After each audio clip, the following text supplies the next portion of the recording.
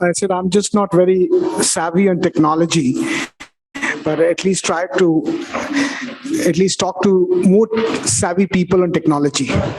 So I actually, maybe till the time we get the mic set up, I may talk a little bit about myself. That's okay. That's okay. No problem. I'll get some. I'll talk about myself, my journey till now. And also what it'll do is it'll help you understand your journey. What mistakes I did, what did I learn? And that's really what the entire journey of most unicorns are, or small startups are. Where do you go wrong when you raise capital? Go wrong about management rights? Where do you go wrong when say founders right? Then third party, whether it's a venture capital, what type of things you need to protect yourself with. These are the basic thing. What is my presentation is going to be about, and it'll probably help you and it'll guide you what do's and don't you need to follow. So just to tell, maybe I'll just leave it here. I think it's just too complicated. So just to tell about myself, I actually, in 90s, when India started growing up and we started opening our door on economy, I started a law firm which was called Luthra and Luthra. So Rajiv Luthra and me, the two people, we co-founded the firm. We started the firm. The revenue of the firm was 10 lakh rupees. And in 27, 28 years, we built the top line, the revenue to almost 350 crores and the bottom line of 150 crores. So this is my first journey was. And then sometime as the fight between founders happened, or private equity and founder happened, there was a fight between me and my co-founder, and we destroyed the firm. So that's another part of the story, that how you destroy the firm. And then I refounded a new firm called Saraf and Partners last year as per the court order. And today we are 180 lawyers. It's one of the largest and the fastest growing global law firm. In almost like 15 months, we have grown to 150 lawyers, 180 lawyers. So will help you a little bit to understand my perspective. That's not really just a boring perspective of law, but how to build businesses and how to protect yourself going forward. So this is really an outline about my presentation. I would say today we all know that we have a great system. We are probably third largest on the unicorn side, but just look at today. Forget about looking at UK, Germany, and Israel and feel excited that we are third largest. Think about today, looking India, China, and US. In India, we have 500 internet users, which are moving to 800 million internet users. So 500 million internet users today are moving toward 800 million internet users in next 5 years. If that is the case, and then if you look at the ecosystem, we are too small. Compare us with China, we are too small. It only tells us that in India, building a big company or big business, we have a big challenge. We should not rejoice here. I always tell bureaucrats that you should not look at this as an opportunity. You should look at this as an opportunity, not feel excited that we are third. We are actually third when the people in those countries are very small and everybody has got internet. And here the ability to grow is phenomenal. This is important, that if you see today, 500, let me just see if I can, if you see, today, if you see, there are 550% of the unicorn take less than 5 years, or maybe around 5 years to build from almost $200 million or $100 million to a unicorn. And that shows that really the technology is very important. And therefore, if you can't scale up quickly, it's a big problem. Same thing is with law firm. Same thing is with every other business.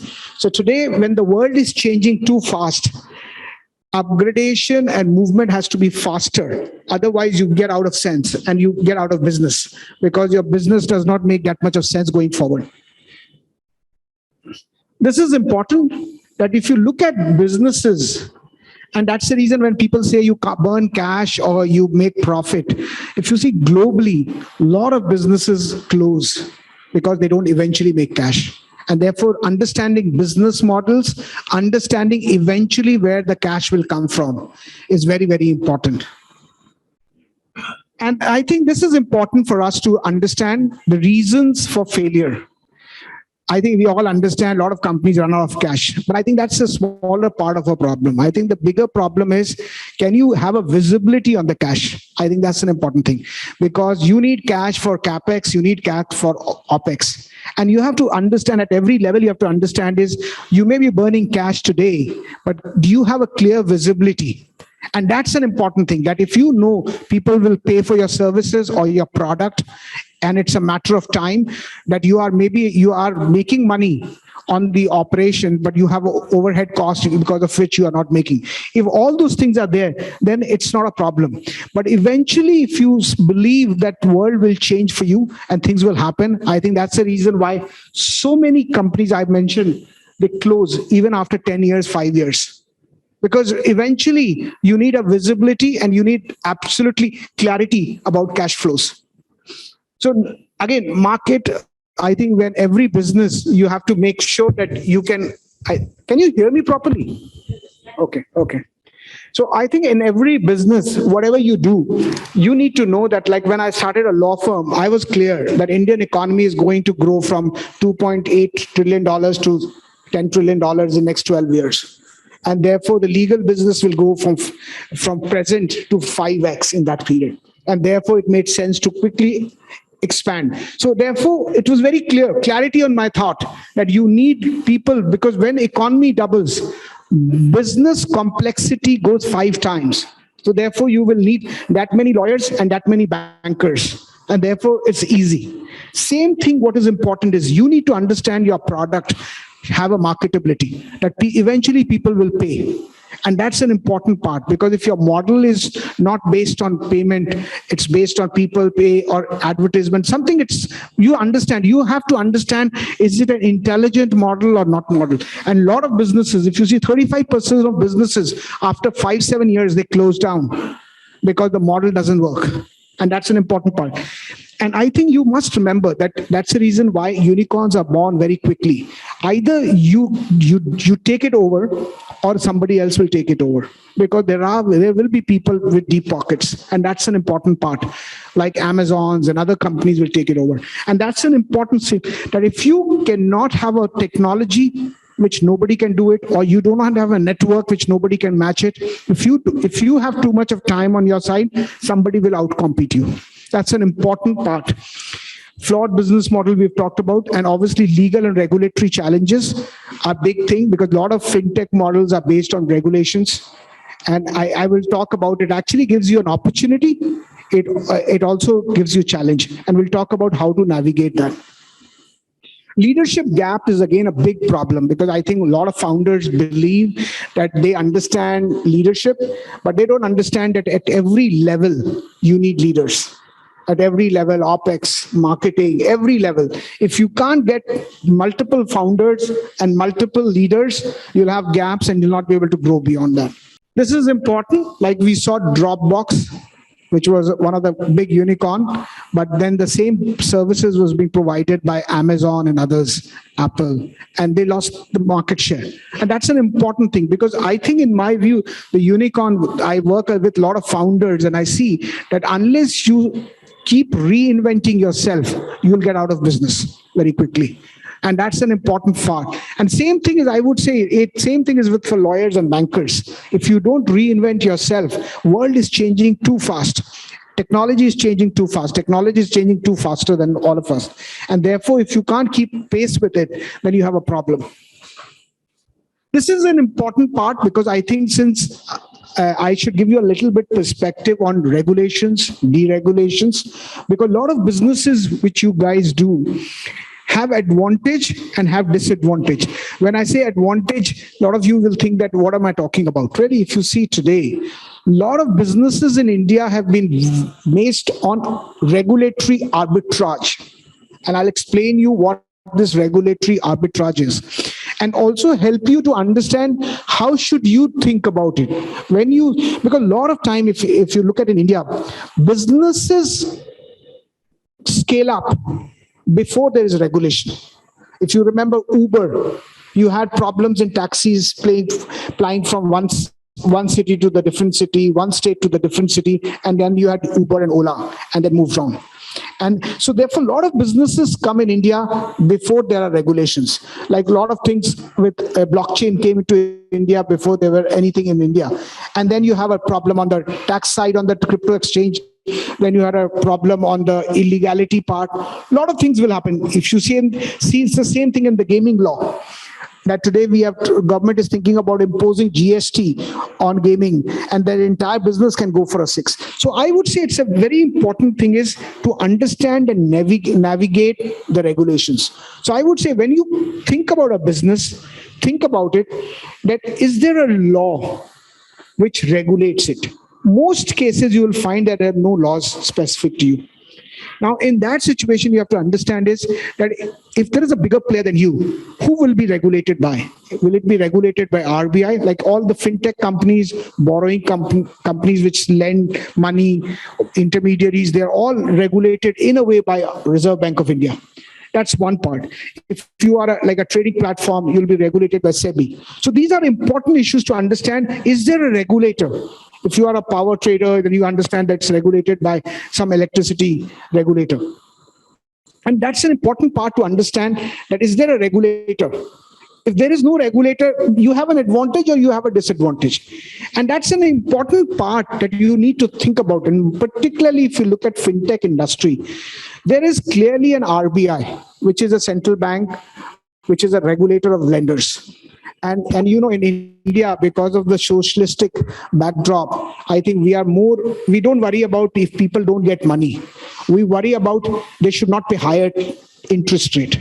That's the problem. So unregulated market, people can pay 37, 38%. But in regulated market, people should not pay more money, because then it's a slap on the RBI. So I would say, this is a history of regulation you have to see. You've had small banks which had its own problem. And therefore, you need to know that RBI is particularly interested in this regulation. And therefore, unless it makes a bigger sense, remember, every time you borrow, before you borrow, you desperately need money. But once you've borrowed, you don't want to pay back. It's a normal problem with all the corporates in India, most corporates in India, most borrowers in India. And therefore, for you to believe an RBI will come and support you is a challenge. And you should not think like that, because this is a regulator who only talks about small guys who don't want to pay money. You've seen how the things have happened in Bandhan Bank in Assam and West Bengal during the election time. So this is an important part for you to understand, that is there a regulator? Now, if you look at Uber and Ola, what does Uber, Ola, Zomato, they really did? Because of the gig economy, they gave jobs to a lot of people who could add on to their employment, add on to the revenue, add on to the income.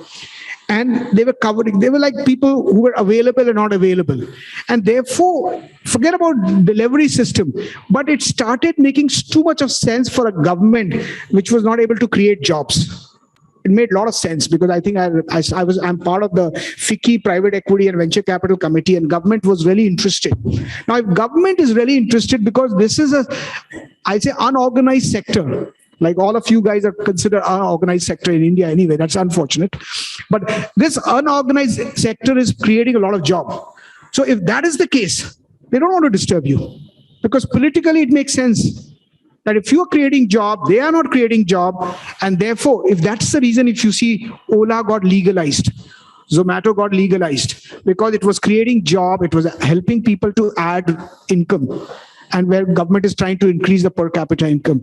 So it made a large sense. If you look at the large scheme, you'll understand that though the regulations are not there, but if you pick up an industry and start thinking about the impact that industry or that business will do on people, large scale people, and if you can feel that there'll be a lot of people who will live off the benefits, I think the regulations eventually will come and support you.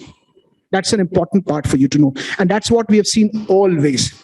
that if there are so many people getting job, they're getting part-time jobs, they're using their existing cars. Same thing has happened with like all the convert homes to rentals, because it's making sense for people when you had a problem of demand supply, because last 7 8 years there were no real estate projects which were coming, there were no hotel industries which were coming. So therefore, in a way, tacitly you have approved it, because government, prime minister wanted the entire focus to be on travel and tourism, and therefore they found that this is a new people who are bringing rooms to the market, and the tourism and travel will improve, and profitability of these people are improving. So therefore it made a lot of sense, and therefore in a way it become legal. No, it's not legal, but it's largely legal. And if you compare that to fintech, because whatever said and done, we in this country refer, and I think a lot of you guys are young guys, so you would probably not relate to that, but at least my age, I'll relate. Whenever lenders came in, we Indians always thought about Mahajans, Kabliwalas. Those were the lenders. So that thought has not gone away. So whenever RBI is looking at fintech, they don't understand that if this guy doesn't get money at 12, 18, 15%, he then eventually gets money at 38%, 35%. They don't understand that. They understand that this is a way too expensive. Because if you're putting pressure on people to recover, that's not right. And that's the problem. So therefore, you have to understand, if there is not a regulation in a sector, in my view, if you are thinking correctly, that's an arbitrage you have. Now, if you understand that eventually there'll be lakhs of people who will benefit out of it, the home delivery guys will benefit, all the guys who use cars will benefit, everybody will benefit, then I think the chances of regulation not creating disruption is very high. But if you see that only few people will benefit, cryptocurrency, few people will benefit, and it also attacks the government sovereign rights of issuing currency, then you have to be sure that your model has to be based on something else. Because eventually you will make money, but eventually they will come and hit you, because they just will not allow you to do that. Because that's our control economy thought process which we do. So really, regulatory flip-flop will continue to happen in India. But today, if you see, like you have multi-brand retail and single-brand retail, if you see all this stuff, everybody's operating in India. Amazon is operating there. Why is it operating? Not because of Amazon, not because of Flipkart, just because it is easy for you to order and you get cheaper product, you have a variety, you don't have to go to the office, you don't have to go to the shops. It is making a lot of sense for a lot of people. And it made terrific sense during the lockdown. And that is the reason they are operating. So it's, remember one thing, if you create a large ecosystem of people benefiting out of your product, about your invention, about your company, the chances of regulators coming and supporting you is very, very high in this country. And therefore, that's one part of it. The second part is to see how it has happened in global economies and more third world countries and developing countries, how it's happened. That's again an important part which will help you to understand and navigate where the regulators will go towards. And therefore, your business model should not be based, you can easily make a business model which is actually you can navigate through the regulatory risk and make tons of money. These are important things, what mistakes people do and what you should keep in mind. I think a lot of people talk about public market, private market, and I think when suddenly Paytm and Zomato and others got listed, everybody thought that that is really the best thing will happen. Every company will get listed and money will be available and will be help you to grow. And I'll just talk a little bit about it because we help a lot of companies go to the market. We write the IPO document. We understand how we sell papers in the market. And therefore, I'll give you some perspective so that at different stages of your company, you should know what is a company which can eventually go to the market, particularly I think in India. This is just a cycle that initially venture capital come, then they get swapped by private equity after a certain scale. Then before the IPO, it's institutional investors which come, and then there is a public, which is at the IPO level. This is important. Remember, I think we all talk about valuations of a lot of listed companies falling dramatically on the technology space. And this is important to understand why is it happening. And this will help you appreciate. If you see most of the listed companies, you will really see the float of the market. The float of public float is very limited. 5%, 10%, 15%. Because the float is limited, you can't drop that many shares in the market, and therefore price will stay stable. In a list, in a technology company, it's virtually everybody is investor, except maybe a promoter or a founder, which is 10, 12, 15%. So therefore, the float is very high. And therefore, it creates liquidity, and therefore, it keeps pressure on the pricing. You must remember that. And therefore, public markets are never great choices unless your business stables, and I'll talk a little bit about that, unless your business stables for technology company. Because today, if you remember, yesterday, I think there was a big sale for Zomato, right? So now you have a lot of investors who are off the hook and they can sell. And therefore, if you actually at any stage, if you see the public sectors, whenever the government thinks about selling any listed private PSUs, stock in the market, the stocks drop, the price drops, because it's always a price supply match and the price gets fixed somewhere. So wherever in a technology company, there is really nothing called promoter, 51%, 55%, which is locked. Nothing like that happens. So therefore, there's a large float. That's one problem. You must know that. The other thing you should remember is in a private company, what you do is when somebody comes, you do a private equity or VC, you actually have multiple types of securities available. Convertibles, you can give them downside protection, you can give them liquidation protection. Because of all these issues, because you can manage all these things virtually between two of you, because of that, the prices are very high. The prices can be higher, maybe. And I was reading an article, and that's was an interesting piece. He says, yeah, if somebody's got a like a big bungalow in middle of middle of somewhere, nowhere village, there's nobody taking there, and what happens is his father-in-law comes and buys a room there and pay 10x of the price. And he was explaining that this is how the VC funding is all about. So he doesn't come and buy the whole house for that price. Firstly, he's a related party.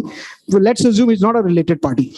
But he buys one room and pays an obnoxious price. And that becomes a benchmark. That is what a VC funding can lead to. Because they have protection. They have protection that you can't raise capital lower than that entry price, plus the IRR. So therefore, they are protected. They have liquidation preferences and all the stuff. So therefore, they have a lot of advantage. So really remember, when you are in a company, you are in a growth company, and you have a lot of private money, you should think 10 times before you take it to public. Because there can be a lot of erosion of wealth at that stage, because there'll be a lot of liquidity. Now, once that happens, like today, all the existing investors of these large companies, they don't have any liquidation preference. Nothing is left, right? They don't have rights. So because of that, once you list, a lot of these rights evaporate. And because of that, then the market will decide your valuation. And therefore, there is a lot of stress which gets built in. Like in a typical early stage companies, people come in, they have a guarantee that all future liquidation or all future issuance of shares will be priced higher than their price plus certain IRRs. And therefore, in a way, it builds a protection. And that's what you don't have in once the company gets listed. And then there are a lot of transactions between non-resident and resident, which get regulated under FEMA. So you have challenges on that as well. So this is important because remember, when you go to public market, because eventually you raise private money, but you want to go to public at some stage. And you should know where do you fit in this cycle. Are you maybe if you're chasing clients, that's fine. But are you converting clients into revenue? That's one. Then convert revenue to profit. That's a very important part. So basically for OPEX and CAPEX, You may be requiring more and more cash burn, but still there should be profit. And that's an important part. That's the second part, because where you get market cap going up crazy is on the last stage. Convert cash flows, profit into market valuations. That is the last stage. So if you actually hit the market much before that, and you don't have quarterly numbers to support you about how much profit you make, whether you are able to convert capex, opex or not, I think you have a challenge in this entire journey. And therefore, timing of going to private market, public market is very, very important. And again, I would say this is a very important part for you to know about public market. Like when you raise capital in your company, you can raise capital at any price. But when you are in a listed company, you can't. There is a pricing guideline. And therefore, raising capital as per pricing guideline is a very big challenge. So therefore, basically what will happen is, if you are raising capital, because the pricing guideline takes care about 26 weeks, high and low and all those things, very complicated. So you can't raise money at discount. If you can't raise money, then the price will actually fall before you raise capital. And therefore, it hits you twice. So therefore, in any business, which is a business of losing money, and then if you are raising money in private market, public market, you're listing your company, then the pricing guideline will take you further down. And remember, a lot of deals in a technology space is all control deals. So when people buy, a lot of these things happen between one investor to the other investor. And that does not work in a public market, because there is an open offer in public market and the prices are crazy.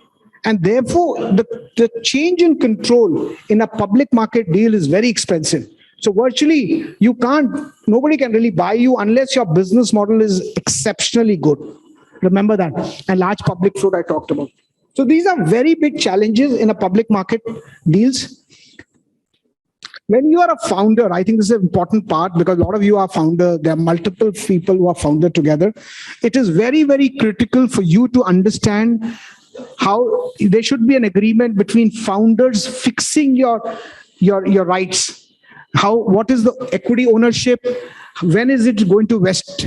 Certain ownership vest at time wise, something vest when you get to a milestone. These are important issues to understand in a founder agreement. It is always, if there are 3-4 founders, it is required for you to have a founders agreement, fix that issue, so that basically you can't change the rules of the game. Demarcation of the rules and responsibility. Transfer restriction against, because you don't want one founder to sell shares in another to a competitor. You don't want that to happen. So therefore, there needs to be restriction. Remember, everybody who's a founder, when he's creating an IPR, intellectual property, he owns it, unless the employment agreement and the company agreement provide otherwise. So these are very important, particularly in a technology-driven companies, that founders' rights inter se are all well drafted and thought about. Non-compete is again a very important part, that you can't be a founder and compete with that. So I think there are clear obligations. You need to do that. Otherwise, you'll have a big challenge. And if you have a fight between the founders on any of these things, forget about your product. You can't raise capital.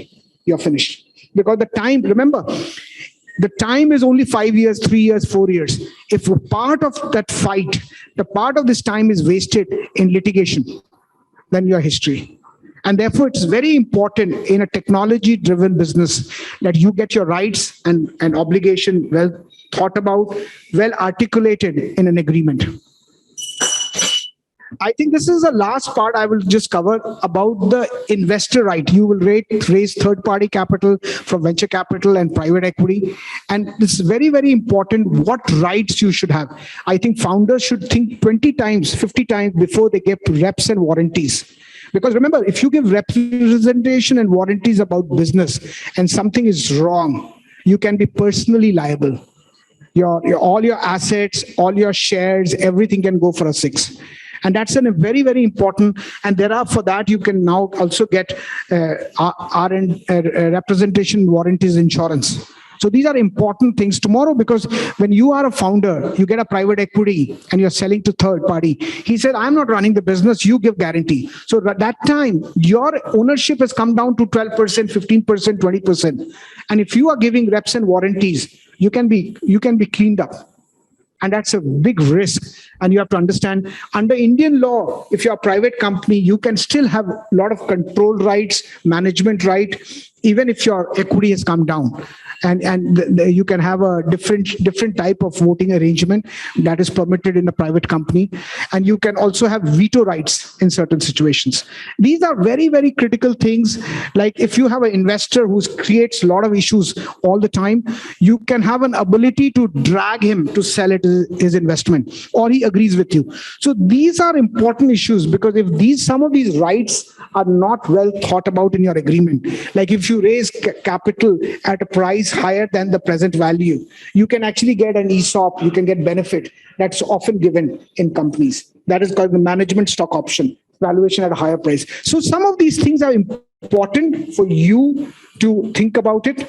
And if you have a great business model, great product, but if you have not fixed inter se founders right, or you have not fixed your rights against a third party investor, I think the challenge you will face going forward as the business grows up will be far more than what you can conceive at this today. So eventually the business may do well, but you may not be with the company. And that's the reason these are important aspects. You need to do that. Then you can get the benefit. The team can get the benefit, and you can protect yourself vis-a-vis the promoters. And also the corporate governance issues are equally important. I think you should think about it. So really, just to conclude, I know I'll just move on. Just to conclude, India is a great country, because obviously we have regulators, which most of the cases they are sleeping. They don't understand what is going on. So you can actually get a lot of regulatory arbitrage. And in next 5 years, we're going to grow to a $900 million internet users. So therefore, technology businesses can do very well, as long as you have done your housekeeping well, you've thought about founders' right, inter se founders' right, and third-party right with private equity and venture capital. As long as you've done that, I think there's a good chance that you'll be able to benefit out of all these operations. Thank you very much. Sorry for taking a few minutes extra.